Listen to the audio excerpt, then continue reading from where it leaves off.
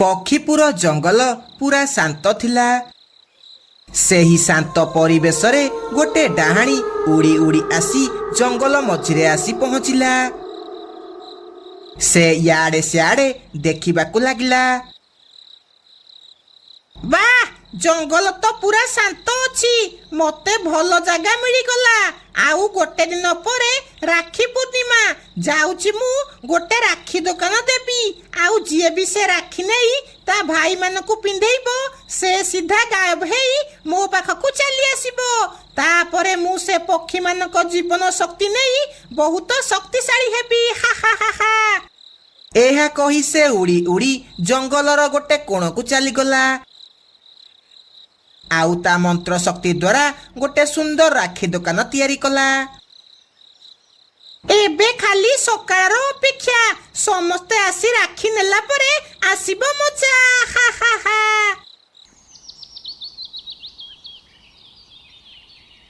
ସକାଳୁ ପିଙ୍କି, ରାନୀ, ଲୁସି ଆଉ ମିନୁ ଚଢ଼େଇ ରାକ୍ଷୀ କିଣିବାକୁ ଯିବାକୁ ବାହାରିଲେ। ଭଉଣୀମାନେ, ଚାଲ ଜଲ୍ଦି ଜଲ୍ଦି ରାକ୍ଷୀ କିଣିକି ଆସିବା।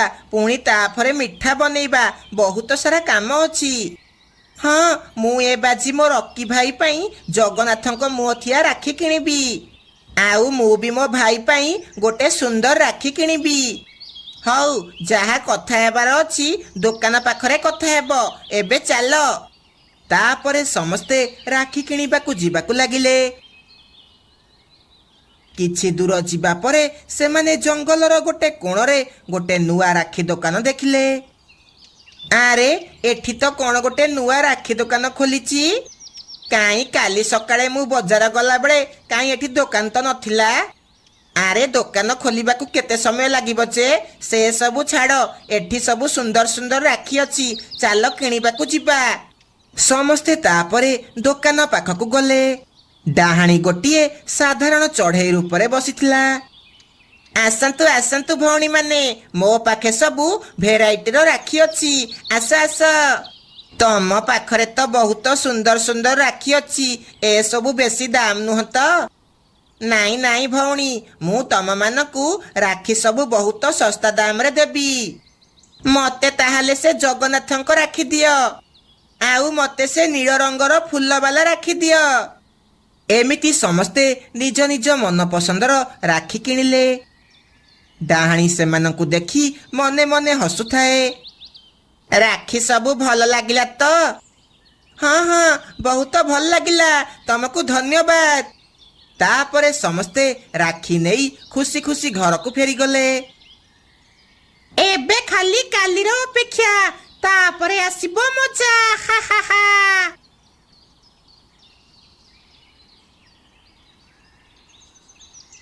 ସାରା ଜଙ୍ଗଲରେ ଖୁସିର ମାହୋଲ ଥିଲା।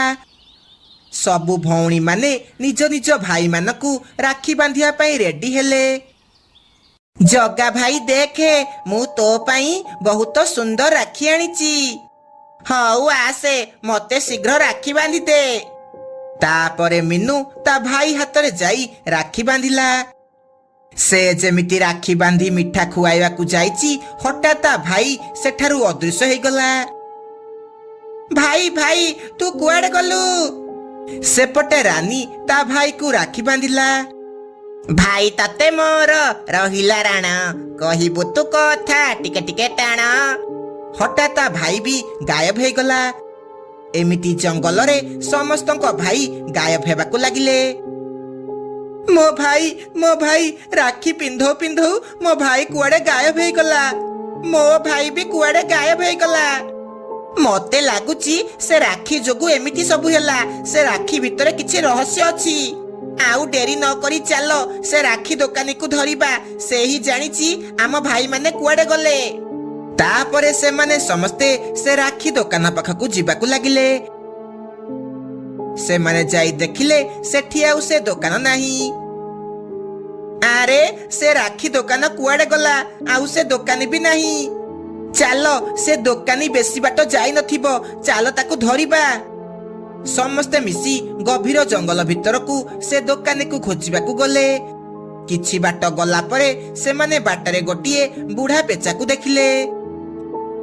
ସେମାନେ ତା ପାଖକୁ ଗଲେ। ବାବା ବାବା ଆମକୁ ଆପଣଙ୍କ ସାହାଯ୍ୟ ଦରକାର। କଣ ହେଲା ତମେ ସମସ୍ତେ ଏତେ ଚିନ୍ତାରେ କାହିଁକି ଅଛ? ତାପରେ ସେମାନେ ବୁଢା ପେଚାକୁ ସମସ୍ତ ଘଟଣା ବିଷୟରେ କହିଲେ। ଏହା ଶୁଣି ସେ ବୁଢା ପେଚା କହିଲା, ତମେ ମାନେ ଯୋଉ ଦୋକାନ କଥା କହୁଛ ସେଇଟା କୋଉ ସାଧାରଣ ଦୋକାନ ନୁହଁ, ସେଇଟା ଗୋଟେ ଡାହାଣୀର ଦୋକାନ। ସେ ତମ ମାନଙ୍କୁ ଜାଲରେ ଫସେଇ ତମ ଭାଇମାନଙ୍କୁ ନେଇ ବନ୍ଦୀ କରି ରଖିଛି। ସେ ତମ ଭାଇମାନଙ୍କର ଜୀବନ ଶକ୍ତି ଦ୍ୱାରା ଆହୁରି ଶକ୍ତିଶାଳୀ ହେବାକୁ ଚାହୁଁଛି। ତମ ମାନଙ୍କୁ ତାକୁ ରୋକିବାକୁ ପଡିବ। ତାହେଲେ ସେ ଡାହାଣୀ ଆମ ଭାଇମାନଙ୍କୁ ନେଇ ରଖିଛି? ହଁ, ଜଙ୍ଗଲର ପାହାଡ ପଛରେ ଗୋଟେ ପୁରୁଣା ଗୁମ୍ଫା ଅଛି। ସେହି ଗୁମ୍ଫା ଭିତରେ ଡାହାଣୀ ତମ ଭାଇମାନଙ୍କୁ ବନ୍ଦୀ କରି ରଖିଛି। ତାହେଲେ ଆମେ ସେ ଡାହାଣୀକୁ କେମିତି ହରେଇବୁ? ସେ ଡାହାଣୀ ପାଖରେ ଗୋଟେ ମାୟାବୀ ରାକ୍ଷୀ ଅଛି। ତମକୁ ସେ ରାକ୍ଷୀକୁ ନଷ୍ଟ କରିବାକୁ ପଡିବ। ତାପରେ ସେ ଡାହାଣୀର ଶକ୍ତି ନଷ୍ଟ ହେଇଯିବ। ସେ ଆଉ ତମର କିଛି ବି କରିପାରିବନି।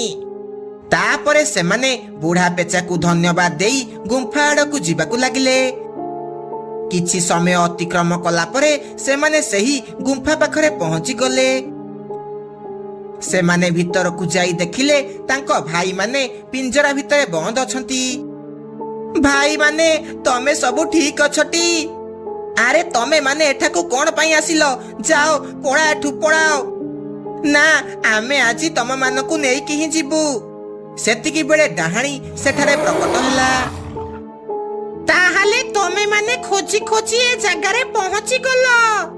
ଏ ଡାହାଣୀ, ତୁ ଆମ ଭାଇମାନଙ୍କୁ ଛାଡ଼ିଦେ, ନହେଲେ କିଛି ଭଲ ହେବନି। କଣ ତୋର ଏତେ ସାହସ? ତୁ ମତେ ଧମକ ଦଉଛୁ? ଏହା କହି ଡାହାଣୀ ପିଙ୍କିକୁ ଧରି ପକେଇଲା। ଛାଡ଼ିଦେ, ଛାଡ଼ିଦେ ଡାହାଣୀ, ମୋ ଭଉଣୀକୁ ଛାଡ଼ିଦେ। ତୋ ଭଉଣୀ ବେଶୀ ଧମକ ଦଉଥିଲା ନା? ଏବେ ଦେଖେ ମୁଁ ତାର କଣ କରୁଛି। ଏହା କହି ଡାହାଣୀ ଯେମିତି ପିଙ୍କିକୁ ମାରିବାକୁ ଯାଇଛି, ସେତିକି ବେଳେ ରାନୀର ନଜର ସେ ମାୟାବୀ ରାକ୍ଷୀ ଉପରେ ପଡିଲା। ସେ ସିଧା ଉଡିକି ଯାଇ ସେ ରାକ୍ଷୀକୁ ଧରି ପକେଇଲା। ସେ ରାକ୍ଷୀକୁ ଛାଡ଼ିଦେ, ସେ ରାକ୍ଷୀକୁ ଛାଡ଼ିଦେ।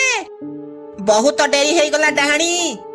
ଏହା କହି ରାନୀ ପୁରା ବଳ ଲଗେଇ ସେ ମାୟାବୀ ରାକ୍ଷୀକୁ ଭାଙ୍ଗିଦେଲା। ସେ ରାକ୍ଷୀ ଭାଙ୍ଗୁ ଭାଙ୍ଗୁ ସେ ଡାହାଣୀ ଦେହରେ ନିଆଁ ଲାଗିଗଲା। ତମେ ମାନେ ଏସବୁ କିଛି ଠିକ କଲନି। ବହୁତ ବଡ ଭୁଲ କରିଦେଲ, ଭୁଲ କରିଦେଲ। ମୁଁ ପୁଣି ଥରେ ଫେରିବି। ଏମିତି ସେ ଡାହାଣୀ ନିଆଁରେ ଭସ୍ମ ହେଇଗଲା। ତାପରେ ସେ ପିଞ୍ଜରା ଆପେ ଆପେ କୁଆଡେ ଅଦୃଶ୍ୟ ହେଇଗଲା। ତାପରେ ସମସ୍ତେ ନିଜ ଭାଇମାନଙ୍କ ସହ ଖୁସିରେ ଘରକୁ ଫେରିଲେ ଆଉ ରାକ୍ଷୀ ପୂର୍ଣ୍ଣିମା ପାଳନ କଲେ। ଶ୍ରାବଣ ମାସ ଚାଲିଥିଲା।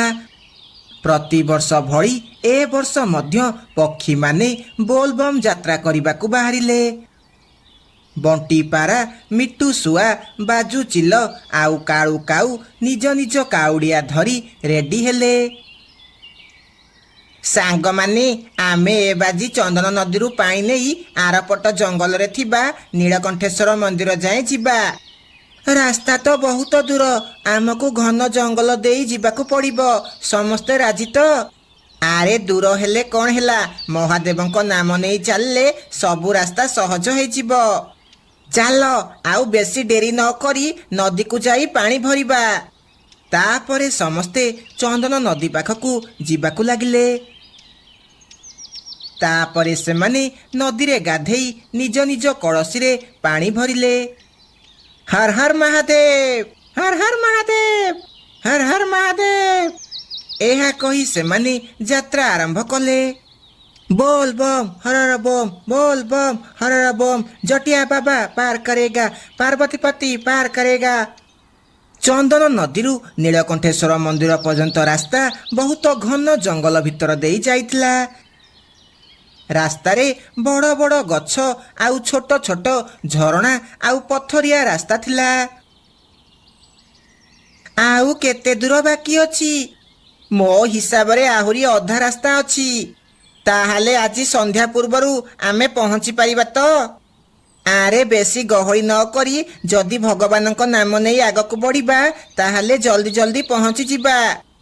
समस्ते भोला बाबांक नाम नहीं धीरे धीरे आगक बढ़िबाकु लागिले। କିନ୍ତୁ ଧୀରେ ଧୀରେ ଆକାଶରେ କଳା ମେଘ ବଢିବାକୁ ଲାଗିଲା। ଆରେ ଆକାଶକୁ ଦେଖ, କଳା ମେଘ ଘୋଟେଇକି ଆସିଲାଣି। ଲାଗୁଛି ଆଜି ରାତି ଏଇଠି ବିତେଇବାକୁ ପଡିବ। କାଲି ସକାଳେ ଆମେ ପୁଣି ଥରେ ଯାତ୍ରା ଆରମ୍ଭ କରିବା। ହେଇଠି ସେଠି ଦେଖ, ଗୋଟେ ଖୋଲା ଜାଗା ଅଛି। ଆଜି ରାତି ସେଇଠି ବିତେଇବା। ତାପରେ ସେମାନେ ଗୋଟିଏ ବଡ଼ ଗଛ ତଳେ ଯାଇ ଆଶ୍ରୟ ନେଲେ। ଆଉ କାଉଡ଼ିଆ ସବୁ ପାଖରେ ରଖି ବସି ପଡ଼ିଲେ। ରାତି ଗଭୀର ହେବା ସହ ଜଙ୍ଗଲ ପୁରା ଶାନ୍ତ ହେଇଗଲା। ହଠାତ୍ ଦୂରରୁ ଗୋଟେ ଭୟଙ୍କର ହସ ଶୁଭାଗଲା। ଆରେ ଏ ହସ କାହାର? କେଜାଣି, ମୁଁ କିଛି ବୁଝିପାରୁନି। ହଠାତ୍ ଜୋରେ ଜୋରେ ପବନ ହେଲା। ଆଉ ପାଣି ଭାର ସବୁ ଜୋରେ ଜୋରେ ହଲିବାକୁ ଲାଗିଲା। ଆରେ ସାଙ୍ଗମାନେ, ପାଣି ଭାର ସବୁ ଧରି ପକାଅ, ନହେଲେ ସବୁ ପାଣି ତଳେ ପଡ଼ିଯିବ। ପବନ ଜୋରେ ହେଲାଣି। ସମସ୍ତେ ନିଜ ନିଜ ପାଣି ଭାରକୁ ଜାବୁଡ଼ିକି ଧରି ପକେଇଲେ। ସେତିକି ବେଳେ ସେ ଗଛ ଉପରୁ ଗୋଟେ ଡାହାଣୀ ତା ଭୂତ ସାଥୀମାନଙ୍କ ସହ ତଳକୁ ଓହ୍ଲେଇଲା। ତମେ ସବୁ କିଏ? ତମେ ସବୁ ଆମ ଏରିଆରେ କଣ କରୁଛ?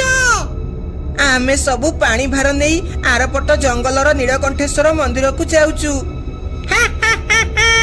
ତମେ ଆଉ କାଲିର ସକାଳ ଦେଖିପାରିବନି। ଏଠିକି ଯିଏ ଗୋଟେ ଥର ଆସିଲା, ସେ ଆଉ କେବେ ବି ଫେରିକି ଯାଇପାରିବନି। ଆମେ ତମର କଣ କ୍ଷତି କରିଛୁ? ଆମେ ତ ଭକ୍ତିର ସହ ପାଣି ଭାର ନେଇ ଯାଉଛୁ। ମତେ ସେ ଭକ୍ତି ପାଠ ପଢାନା। ଯଦି ବଞ୍ଚିକି ଯିବାର ଅଛି, ତାହେଲେ ପାଣି ଭାର ସବୁ ଏଠି ରଖିଦେଇ ଚାଲିଯାଅ, ନହେଲେ ତମେ ସବୁଦିନ ପାଇଁ ଉପରକୁ ଚାଲିଯିବ। ଆମେ ତୋ ଭଳି ଡାହାଣୀକୁ ଡରିନୁ। ଆମେ ପାଣି ଭାର ନେଇକି ଯିବୁ ମାନେ ଯିବୁ। ତାହେଲେ ଦେଖିବା ତମର ଭକ୍ତି କେତେ ଶକ୍ତିଶାଳୀ। ଏହା କହି ସବୁ ଭୂତମାନେ ତାଙ୍କ ଚାରିପଟେ ଘେରିଗଲେ। ଜୋରେ ଜୋରେ ପବନ ହେବାକୁ ଲାଗିଲା। ଏବେ ତମର ପାଣି ଭାର ଏଇଠି ଭାଙ୍ଗିଯିବ। ସମସ୍ତେ ଜୋରେ ଜୋରେ ମହାଦେବଙ୍କ ନାମ ନିଅ। ଏ ଭୂତ ଆମର କିଛି ବି କରିପାରିବନି। ଓମ୍ ନମଃ ଶିବାୟ, ଓମ୍ ନମଃ ଶିବାୟ, ଓମ୍ ନମଃ ଶିବାୟ। ତମେ ମାନେ ସେମିତି ଡାକୁଥା, ଦେଖିବା ତମକୁ ଆଜି କିଏ ବଞ୍ଚେଇବ। ହଠାତ୍ ଗୋଟେ ଭୂତ କାଳୁକୁ ଧକ୍କା ଦେଲା। କାଳୁ, ତୁ ଠିକ ଅଛୁ ତ? ହଁ, ମୁଁ ଠିକ ଅଛି। ମତେ ଲାଗୁଛି ଆଜି ଆମର ଶେଷ ଦିନ। ଆମକୁ ଏମାନେ ମନ୍ଦିର ଯାଏ ପହଞ୍ଚିବାକୁ ଦେବେ ନାହିଁ। ତମେ ମାନେ କିଛି ବି ଶୁଣ ନାହିଁ, ଖାଲି ବାବାଙ୍କର ନାମ ନିଅ। ହର ହର ମହାଦେବ, ହର ହର ମହାଦେବ। ହଠାତ୍ ଜଙ୍ଗଲରେ ପବନ ବନ୍ଦ ହେଇଗଲା। ଆଉ ଆକାଶରୁ ଗୋଟେ ତୀବ୍ର ଆଲୋକ ଜଙ୍ଗଲ ମଝିରେ ପଡ଼ିଲା। ଏ ଆଲୋକ କଣ? ଏ ଆଲୋକ କଣ? ସେ ଆଲୋକ ମଧ୍ୟରୁ ଭଗବାନ ଶିବ ପ୍ରକଟ ହେଲେ। ସମସ୍ତେ ହାତ ଯୋଡ଼ି ପ୍ରଣାମ କଲେ। ହର ହର ମହାଦେବ, ହର ହର ମହାଦେବ। ଡାହାଣୀ ଆଉ ଭୂତ ମାନେ ବହୁତ ଡରିଗଲେ। ପ୍ରଭୁ ପ୍ରଭୁ, ଆମକୁ କ୍ଷମା କରିଦିଅନ୍ତୁ। ତମେ କଣ ପାଇଁ ମୋ ଭକ୍ତ ମାନଙ୍କୁ ହଇରାଣ କଲ? ପ୍ରଭୁ, ଆମର ଭୁଲ ହେଇଯାଇଛି। ଆମେ ଆଉ ଏମିତି କେବେ ବି କରିବୁନି। ଆଉ ଯଦି କେବେ କାହାକୁ ହଇରାଣ କରିଥିବ, ମୁଁ ତମମାନଙ୍କୁ ଭସ୍ମ କରିଦେବି। ନା ନା ପ୍ରଭୁ, ଆମେ ଆଉ କାହାକୁ ହଇରାଣ କରିବୁନି। ଏହା କହି ଡାହାଣୀ ଆଉ ଭୂତମାନେ ସେଠାରୁ ଜୋରେ ଦୌଡ଼ିକି ପଳେଇଲେ। ପ୍ରଭୁ, ଆପଣଙ୍କ ଯୋଗୁଁ ଆମେ ଆଜି ବଞ୍ଚିପାରିଲୁ। ଭୟ କରନି, ତମର ଯାତ୍ରା ଏବେ ନିରାପଦ। ଭକ୍ତିର ସହ ଆଗକୁ ବଢ। ଏହା କହି ଭଗବାନ ଶିବ ସେଠାରୁ ଅଦୃଶ୍ୟ ହେଇଗଲେ। ସକାଳ ହେଲା। ସମସ୍ତେ ପୁଣି ଥରେ ପ୍ରଭୁଙ୍କର ନାମ ନେଇ ଆଗକୁ ବଢିଲେ। ସେଇ ଦିନଠୁ ଆଉ କେବେ ବି ସେହି ରାସ୍ତାରେ ଭୂତମାନେ ଦେଖାଗଲେ ନାହିଁ।